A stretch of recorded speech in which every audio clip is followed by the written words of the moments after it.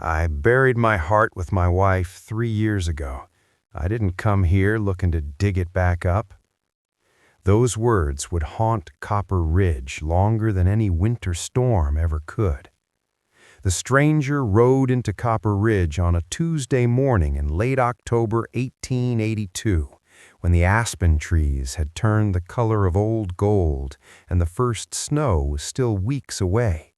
Nobody paid him much mind at first. Drifters came through all the time, stayed a night or two, then moved on like tumbleweeds. But Cole Brennan wasn't like most drifters.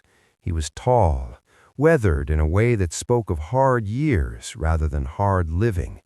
His eyes carried something the townspeople couldn't quite name. Not sadness exactly, but the kind of quiet that comes from losing something you can never get back. He wore his grief like a second coat, invisible but heavy. He tied his horse outside the Silver Creek Saloon and walked inside with the slow gait of a man who had nowhere to go and all the time in the world to get there.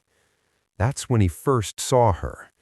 Ruth Callahan stood behind the bar, pouring whiskey for a table of ranch hands. She was 31, which made her a spinster by most standards, though she'd been married once. Her husband had died in a mine collapse 4 years prior, leaving her with the saloon, a mortgage she couldn't pay, and a reputation for being cold as January creek water. She wasn't cold, she was careful. When Cole sat down at the bar, she didn't smile. She just set a glass in front of him and waited. "Whiskey," he said. "2 bits." He slid the coins across the scarred wood. Their fingers didn't touch, but something passed between them anyway. A recognition, perhaps, the kind that happens when two people who've survived the same storm lock eyes across a crowded room. "You passing through?" she asked. "That's the plan." She poured his drink and walked away. But 3 times that evening she glanced back at the quiet stranger in the corner, and 3 times she found him already looking at her. Cole planned to leave the next morning. He really did. But when he woke in the boarding house, the owner, a gray-haired woman named Mrs. Harlow, mentioned that Ruth Callahan was looking for someone to fix the busted wheel on her supply wagon and repair the roof before winter set in. "She can't pay much," Mrs. Harlow said, "but she'll feed you, and the work's honest." Cole should have said no, should have saddled his horse and ridden north toward Montana like he'd planned. But something about the way Ruth had looked at him, not with hunger, but with something far more dangerous, hope. The next morning, she found him in the barn, feeding his horse. "Why are you really still here?" she asked. He didn't turn around. "I told you, the work. The work's been done for 3 days." Silence filled the barn like snow filling a valley. Finally, Cole turned to face her. "I lost my wife and daughter to scarlet fever 3 years back. I've been riding ever since, trying to outrun it. Thought if I kept moving, maybe it wouldn't hurt so much." He paused, his voice rough. "But it follows you. Grief doesn't care how fast you ride." Ruth's chest tightened. She knew that pain, knew it intimately. "I'm sorry," she whispered. "I buried my heart with my wife 3 years ago," Cole said. "I didn't come here looking to dig it back up. But then I saw you, and—" he shook his head. "I don't know what I'm doing, Ruth. I just know I can't leave yet." She should have told him to go, should have protected herself, but instead she heard herself say, "Then stay." When word spread that Cole Brennan was staying on at the saloon, the town's curiosity turned to concern. Ruth Callahan was one of their own, and they didn't trust the quiet stranger who'd appeared out of nowhere. The sheriff, a thick-set man named Tom Grady, stopped by the saloon one evening. "Evening, Ruth," he tipped his hat. "Need to have a word with your hired man." Cole appeared from the back, wiping his hands on a rag. "Where you from, Brennan?" "Kansas.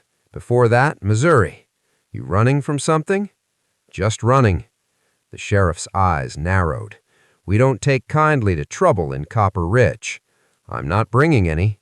See that you don't." After the sheriff left, Ruth found Cole standing by the window, staring out at the darkening street. "They don't trust me," he said. "They don't trust anyone who isn't from here. Give 'em time." But time was running out faster than either of them knew. 2 days later, a letter arrived on the afternoon stage. It was addressed to Cole Brennan, care of the Silver Creek Saloon, and the handwriting was neat and precise.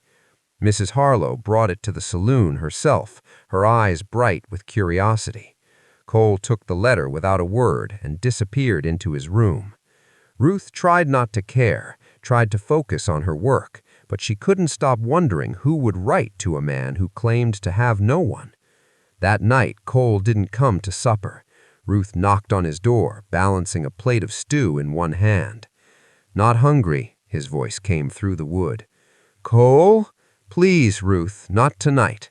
She left the plate outside his door and went to bed with a knot of worry in her stomach. The next morning, she found him in the barn, saddling his horse. "You're leaving," she said. It wasn't a question. He didn't look at her. "I have to." "Why? What was in that letter?" "It doesn't matter." "It matters to me."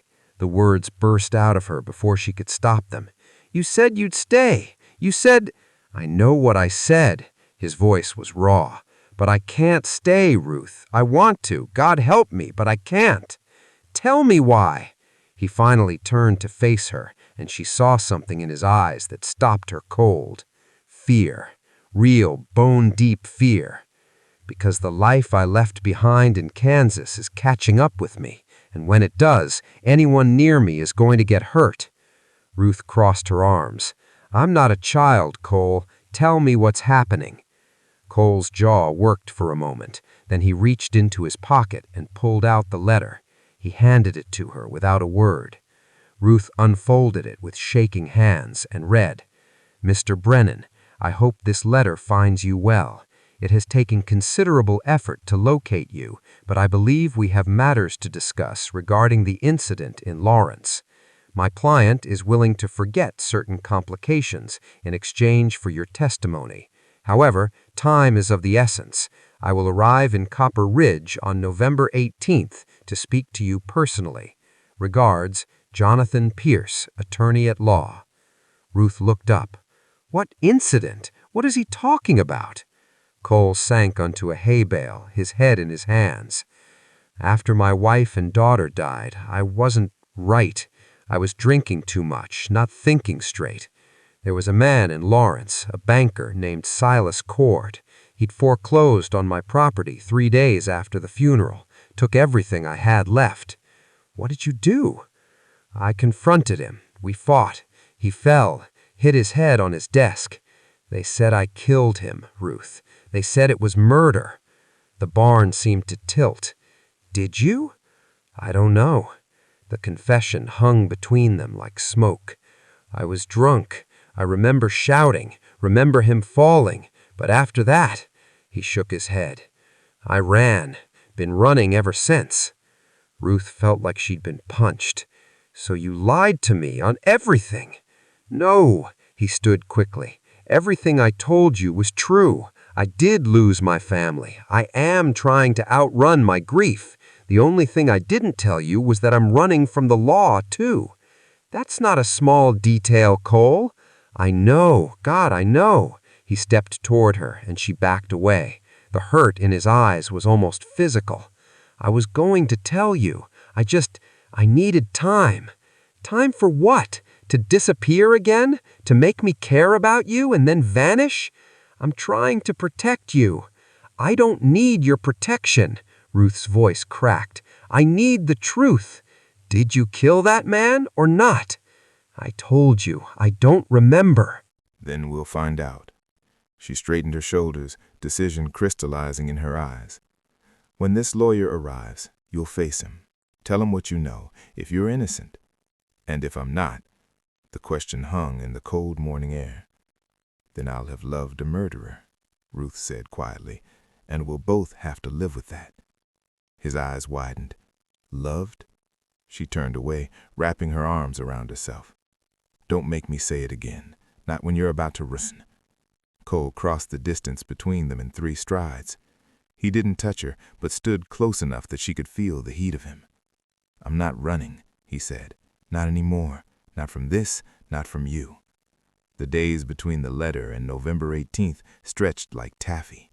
Cole stayed, but the easy rhythm they'd been building shattered. Ruth served meals in silence. Cole worked with mechanical efficiency. At night, they lay in separate rooms, both staring at ceilings, both wondering what would happen when the lawyer arrived. The town noticed the change, noticed the tension crackling between the widow and the stranger like lightning before a storm. "Trouble in paradise?" Maggie asked when Ruth came to the store.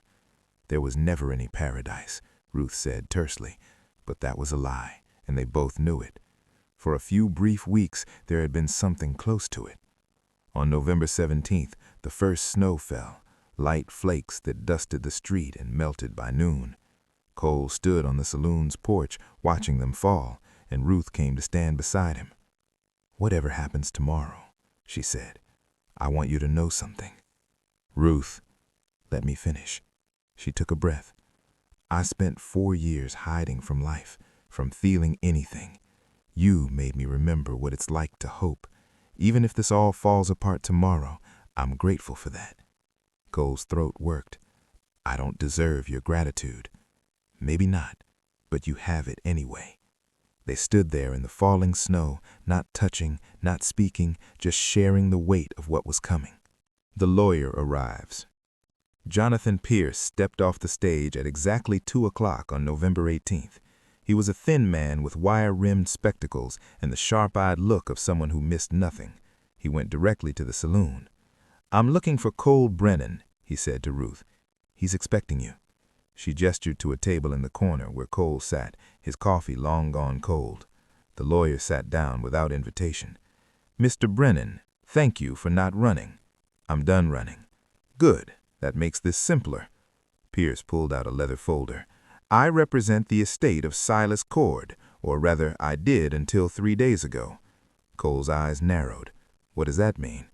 "It means new evidence has come to light regarding Mr. Cord's death." Pierce opened the folder and pulled out a stack of papers. "A witness has come forward, a clerk who was in the building the night of the incident." Ruth, who'd been pretending to clean the bar, moved closer. "The witness states that you did indeed confront Mr. Cord," Pierce continued, "that there was an altercation, but he also states that you left the office while Mr. Cord was still alive." Cole went very still. "What?" "According to the witness, Mr. Cord was drinking heavily that night. After you left, he continued drinking. The fall that killed him occurred when he stumbled trying to retrieve another bottle from the top shelf." Pierce looked up, his expression unreadable. "You didn't kill him, Mr. Brennan. He killed himself with his own excess." The words didn't land at first. Cole just stared at the lawyer, his brain unable to process what he was hearing. "But the charges, they said—" "The local prosecutor was a friend of Mr. Cord's. He wanted someone to blame, and you were convenient. You'd fled, which made you look guilty." Pierce slid a document across the table. "This is a signed affidavit from the witness and a letter from the new prosecutor clearing you of all charges. You're free to go, Mr. Brennan, or stay if you prefer." Cole's hands shook as he picked up the document. 3 years, 3 years of running, of guilt, of believing he was a murderer, and it had all been a lie. Ruth appeared at his shoulder, reading over him. Her hand found his, squeezed once hard. "Thank you," he managed. "Don't thank me. Thank the clerk who finally found the courage to speak up." Pierce stood, collecting his papers. "I'll see myself out. Good day, Mr. Brennan, Mrs. Callahan." After he left, Cole and Ruth sat in stunned silence. "You're free," she whispered. "Yeah." He looked at her, really looked at her, and saw his entire future written in her eyes. "I'm free." That night, they celebrated at the saloon. News of Cole's exoneration spread through Copper Ridge like wildfire, and the townspeople who'd been suspicious days before were suddenly friendly, buying him drinks, clapping him on the back. Ruth watched from behind the bar, a small smile playing at her lips. For the first time in 4 years, she let herself imagine a future that didn't involve being alone. But at midnight, when the last patrons had stumbled home and she was wiping down tables, Sheriff Grady appeared in the doorway. His face was grim. "Ruth, I need to speak with you," alone. Cole, who was stacking chairs, looked up. "Whatever you need to say, you can say it in front of me." The sheriff's jaw tightened. "This concerns Ruth's husband, Thomas Callahan." Ruth froze, her rag suspended over the table. "What about Thomas?" "I received a telegram this afternoon from a marshal in Denver." Grady pulled out a folded paper. "It seems Thomas Callahan is alive." The rag fell from Ruth's hand. "That's impossible," she whispered. "He died in the mine collapse. I buried him. I stood at his grave." "You buried someone," the sheriff interrupted gently, "but it wasn't your husband. The mine collapse was chaotic. Bodies were misidentified. It happens more than you think." Cole was at Ruth's side in an instant, steadying her as her knees buckled. "Thomas has been in Denver for 4 years," the sheriff continued, "working as a surveyor. He lost his memory in the collapse, didn't even know who he was until 3 months ago when he saw a wanted poster with his own face on it. Apparently someone had been using his identity to commit fraud in Utah." "Where is he now?" Ruth's voice was barely audible. "On his way here, should arrive on tomorrow's stage." The world tilted. Ruth gripped the table, trying to breathe, trying to think. "Ruth," Cole said softly. She couldn't look at him, couldn't face what she saw in his eyes, the same hope that had just ignited in her own heart, now being snuffed out like a candle. I need to be alone," Ruth said. "Ruth?" "Please, Cole, just give me tonight." He wanted to argue, she could feel it, but he nodded and stepped back, and Ruth fled to her room without another word. Thomas Callahan stepped off the stage at noon the next day, and half the town turned out to gawk. He was thinner than Ruth remembered, his hair shot through with premature gray, and he walked with a slight limp, but it was him, undeniably, heartbreakingly him. Ruth stood on the saloon's porch, her hands gripping the railing so hard her knuckles went white. Thomas saw her and stopped. For a long moment they just stared at each other across the muddy street, two people who'd been married, who'd been widowed, who'd mourned each other, and who were now strangers. "Ruth," he said, his voice hoarse. She couldn't speak, couldn't move. He crossed the street slowly, like he was approaching a spooked horse. When he reached the porch, he stopped at the bottom step. "I know I can't imagine what you're feeling, what you've been through. I'm so sorry." "You're sorry?" The words came out sharper than she intended. "Thomas, I buried you. I mourned you. She couldn't finish, couldn't tell him that she'd finally started to live again, that she'd fallen in love with someone else. "I don't expect anything from you," Thomas said quickly.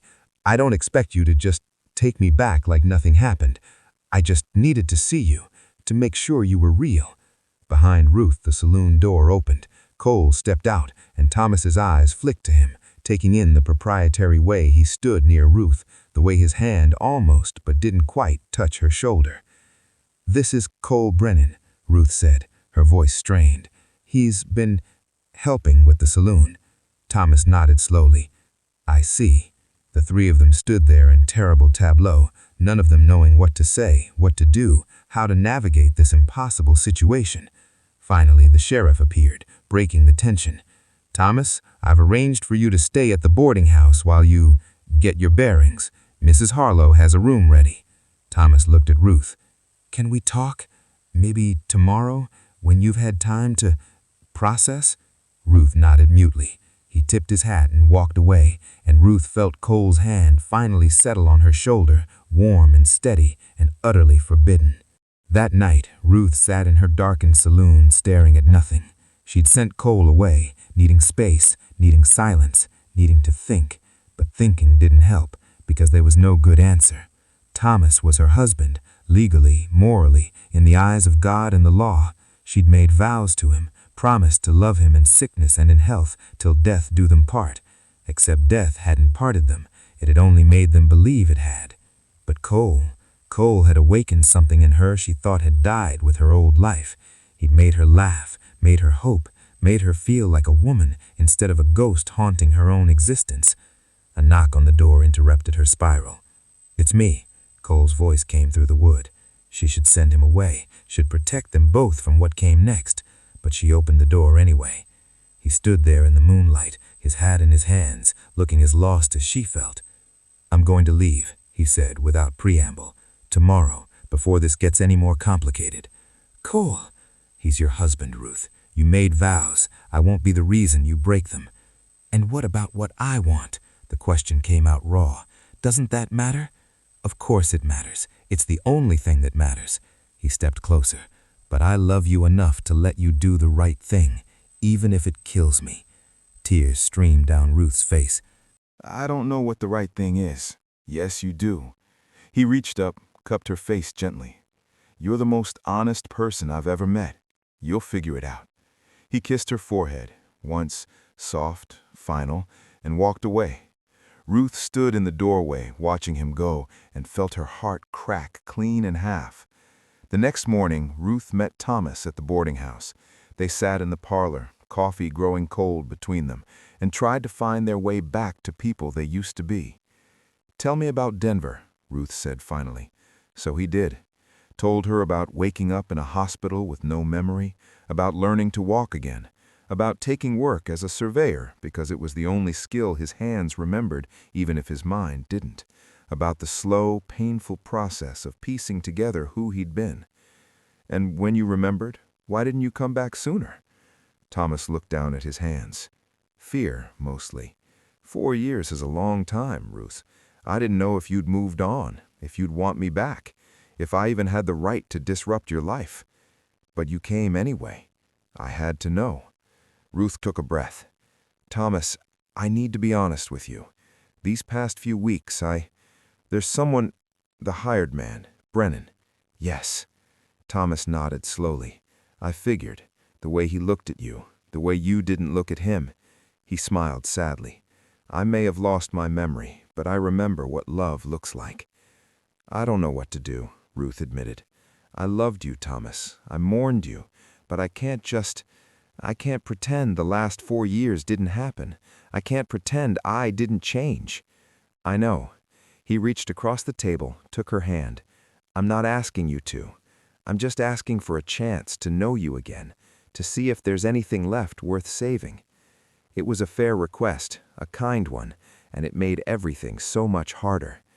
"I need time," Ruth said. "Take all you need. I'm not going anywhere."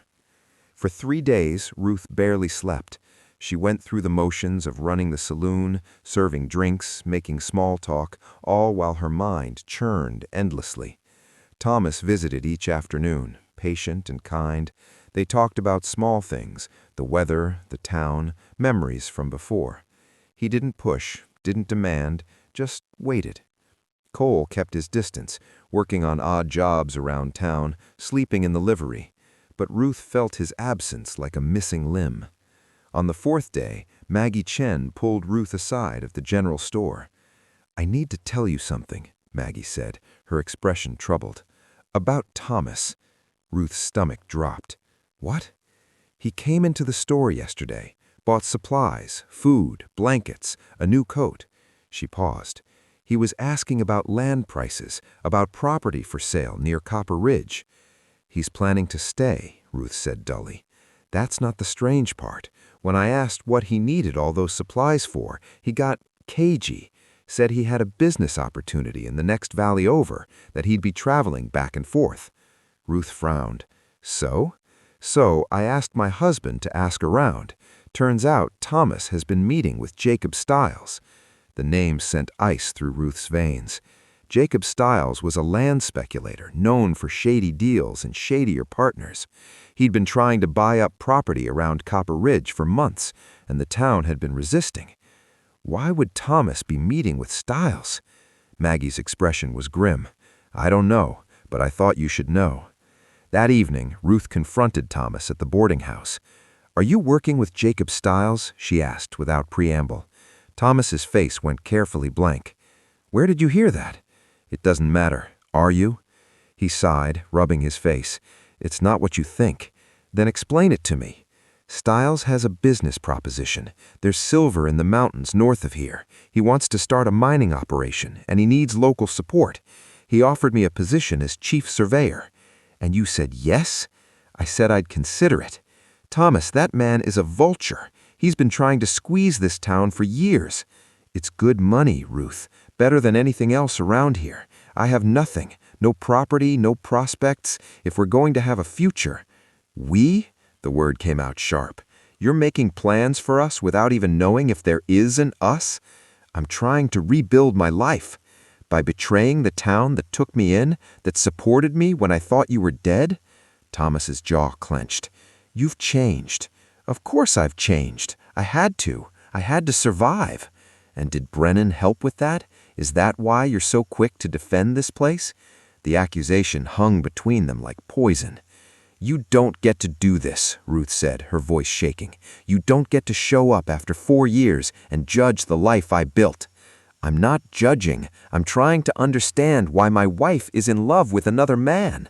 The words echoed in the small room.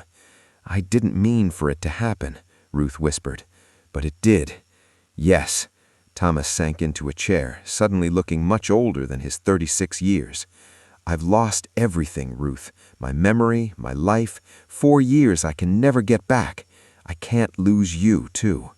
Ruth's heart twisted, but she couldn't lie to him, couldn't pretend. I think you already have, she said softly. Word spread quickly that Thomas was working with Stiles. The town's earlier sympathy curdled into suspicion. If Thomas Callahan was willing to sell out Copper Ridge, what did that say about his character? The sheriff called a town meeting at the church. Thomas stood at the front, trying to explain himself, but the crowd wasn't having it. You'd bring that snake Stiles into our valley? Someone shouted. The mining operation would bring jobs. It would poison our water and destroy our land. Ruth sat in the back, watching the husband she'd once loved get torn apart by the community she'd become part of. She should feel something, sympathy, loyalty, anything, but all she felt was tired. Cole sat 3 rows ahead, his shoulders tense, his hands clenched. He hadn't looked at her since she'd entered. The meeting dissolved into angry shouts. The sheriff had to bang his gavel for order. In the chaos, Thomas's eyes found Ruth's across the crowded room. She saw the plea there, the desperation, but she looked away. That night, the saloon caught fire. Ruth was upstairs when she smelled smoke. By the time she got to the stairs, flames were already licking up the walls, spreading impossibly fast. She screamed, and within minutes, half the town was outside with buckets, trying to save the building. But it was too late. The saloon, the only thing Ruth had of her old life, burned to the ground. She stood in the street, wrapped in a blanket, watching everything she owned turn to ash. The sheriff found her there as dawn broke. It was arson, he said grimly. Someone used kerosene to start it. Who would... The prints led to the back door, prints that matched Thomas's new boots. Ruth's blood went cold. No, Thomas wouldn't... He's gone, Ruth. Packed up his room and left in the night. One of the hands at the livery saw him ride out east toward the Stiles property. The betrayal hit her like a physical blow. Why? She whispered. I don't know. Maybe he figured if you had nothing left, you'd have to rely on him. Maybe Stiles put him up to it. Maybe. The sheriff shook his head. Maybe he's not the man you married anymore. Behind them, Cole appeared, his face streaked with soot from fighting the fire. When he saw Ruth's expression, he crossed to her immediately. What happened? The sheriff explained. With each word, Cole's expression grew darker. Where's Stiles' property? Cole, no. Where? The sheriff hesitated, then sighed. 10 miles east, but you're not going there. The hell I'm not. That's exactly what he wants. He burns down Ruth's livelihood. You go charging in angry, and he's got witnesses to you attacking him. You'll be the one in jail. The sheriff put a hand on Cole's shoulder. Let me handle this legally. Legal takes time, and while you're filing paperwork, he gets away with destroying her life. Cole, please. Ruth's voice stopped him. Don't. I've lost enough. I can't lose you, too. He looked at her, really looked at her, and she saw the war raging behind his eyes, the desire to protect her versus the desire to honor her wishes. Finally, he nodded. Okay, we do it legal. The truth about Thomas. 2 days later, the sheriff returned with news. Thomas is dead, he said bluntly. Ruth felt the words hit her, but they didn't land the way she expected. There was shock, yes, but also a strange numbness. How? Thrown from his horse in the mountains, broke his neck. The sheriff paused. But before he died, he talked to a witness, confessed some things. What things? He wasn't who he claimed to be, Ruth. The real Thomas Callahan, your husband, did die in that mine collapse 4 years ago. The sheriff pulled out a telegram. This man's name was Theodore Marsh. He was a con artist from Denver who'd been working with Stiles for years. They heard about the mine collapse, about the misidentified bodies, and saw an opportunity. Ruth sat down heavily. That wasn't Thomas? No. Marsh took his identity, waited 4 years for the heat to die down, then came to claim the grieving widow and her property. The plan was to marry you legally, take ownership of the saloon, then sell it to Stiles for the silver rights underneath. The fire was supposed to force you to rely on him financially, make you vulnerable. The sheriff's voice softened. I'm sorry, Ruth. Your real husband has been gone all along. Ruth couldn't speak, couldn't cry.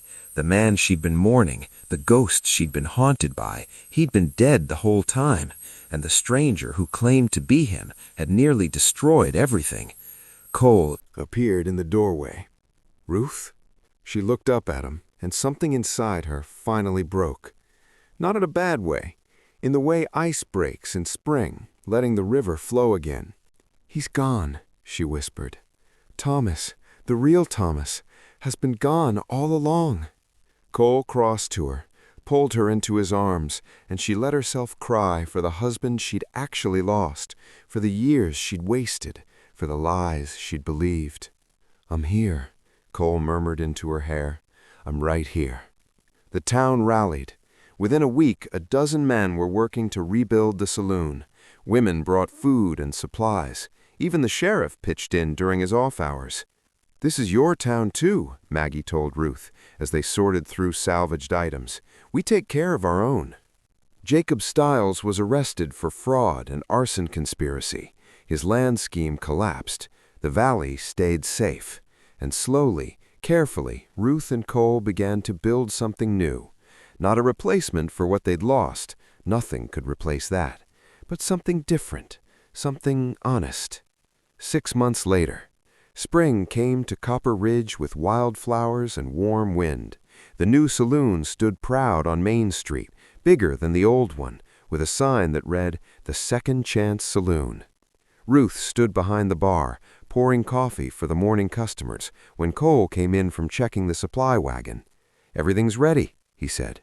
She smiled. Nervous? Terrified. Good, me too. That afternoon, they were married in the small church, with the whole town in attendance. Ruth wore a simple blue dress. Cole wore his best shirt and a tie that kept trying to strangle him. When the preacher asked if anyone objected, the church stayed silent.